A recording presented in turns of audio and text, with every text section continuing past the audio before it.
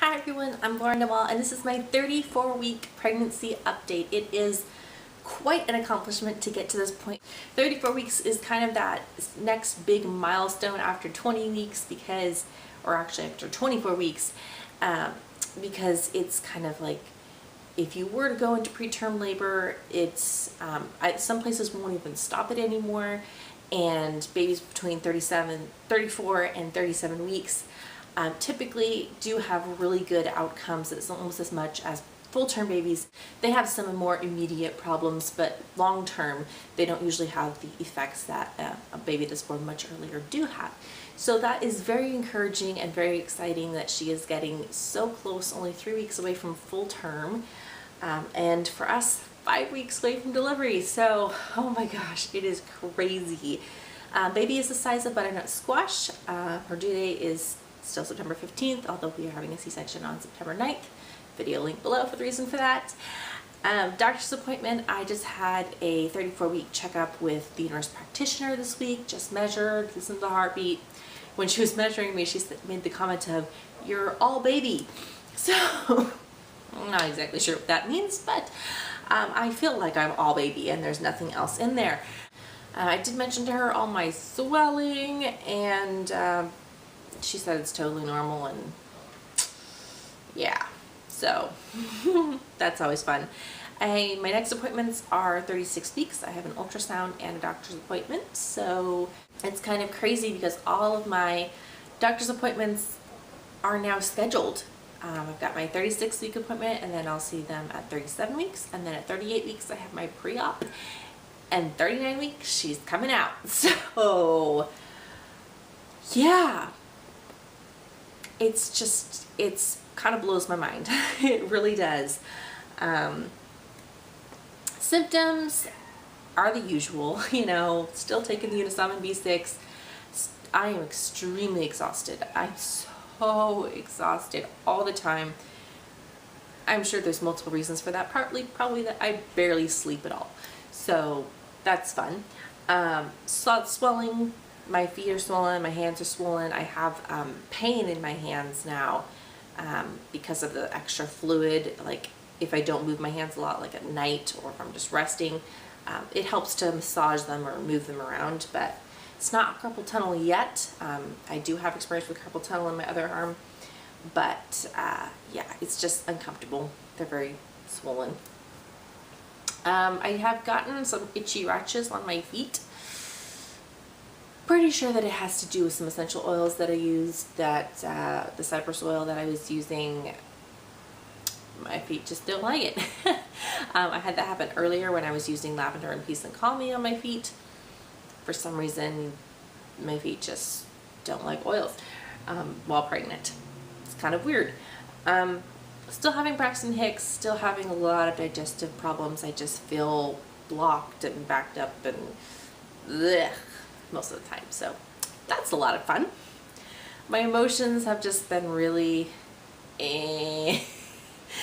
I've just been so tired and just ready for this to be over. Yeah. Weight gain, I only gained 2 pounds this week, so that was exciting. I've now gained 41 pounds.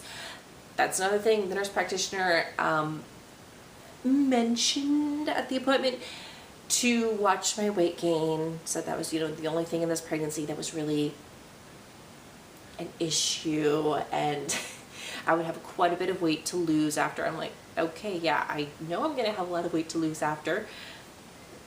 It's not like I'm purposely gaining weight. I can't help it. Like, my body's just packing on the pounds. Yes, I could eat a little bit better, but I don't have the energy to cook. So yeah, I don't really care. I mean, 40 to 50 pounds isn't all that big of a deal for me. So yeah. Cravings and aversions. I was craving Subway a little bit earlier this week, and I don't get any meat on my sandwiches. I just get cheese and veggies, and I barely even miss the meat. So aversions, just basically I'm not really feeling meat, which, I just don't really enjoy it. I'll eat little pieces of it, but I don't really like it. Essential oils I've used this week. I have been using thieves and lemon, diffusing them quite a bit in the last couple of days, and putting some thieves highly diluted on the bottoms of my feet and on my throat, because there have been some germs in the household and I would like to boost my immune system. So that's pretty much all I've used for essential oils. Preparations for baby, I have been doing laundry and putting away her stuff that I got at the shower and setting up things. We set up the play yard over here with the bassinet and changing table, which you will get to see on our house nursery tour thing that I will get done hopefully very soon. I did get her diaper changing table all ready to go, and that video should have been up yesterday. And just kind of organizing and putting things in their place. I also went on Saturday to our local the Leche League meeting, and so that was really nice. I got to meet a lot of other moms with little babies in the area. There was one other pregnant lady that came, and so that was cool. And I just asked, you know, I was honest and said I'm having a lot of anxiety about breastfeeding because I will be having a C-section, and I've heard all these horror stories, and I want to start out the best way I can. And they gave me some great advice. There was actually a lady there who I got to meet who had just delivered a couple weeks earlier at the hospital I'm going to via C-section, and she said a couple of really great things. She said, bring food or have somebody who can get you food, because meals come at a funky time. Like, I guess lunch comes at like 2 and dinner comes at 5. Who does that? So I had already been planning to bring some healthy snacks, but yeah, I will definitely be packing a bunch of those because I am an eater and I will want my lunch before 2 o'clock in the afternoon. She also said that their beds are terrible for breastfeeding, especially after a C-section, and that's why a lot of people have difficulty. And like in her case, they were telling her that her son wasn't getting enough milk, and so they made her supplement with formula. That does not make me happy. So now I'm a little bit nervous about that, but she did recommend that instead of bringing the boppy, which is what I was gonna bring, that I should get a My Breast Friend and take that, because it gives just a little bit more support and it's a little bit easier to sit in their chairs or find a position on their bed that will work with that. So I did go ahead and order one of those off of a seller on eBay, and so hopefully I will get that this week, and hopefully that improves my chances of breastfeeding well. I do know that you can tell them no if they do tell you that you need to have formula, or that you can at least question them enough, like, why exactly, you know, do you think that my child is starving, and why can we wait, or things like that, instead of just saying, okay, sure, just go give them formula, you know. So we'll see how that goes.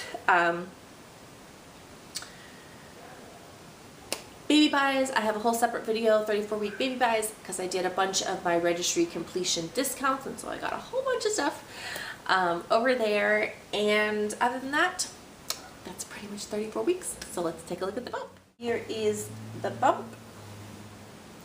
Seriously, it feels like it doesn't even grow anymore. It's just huge. From the right. And the other side.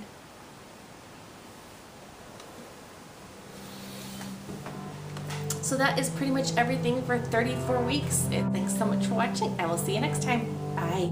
Toxins and stuff like that. And this one has just a little clip that it'll go on to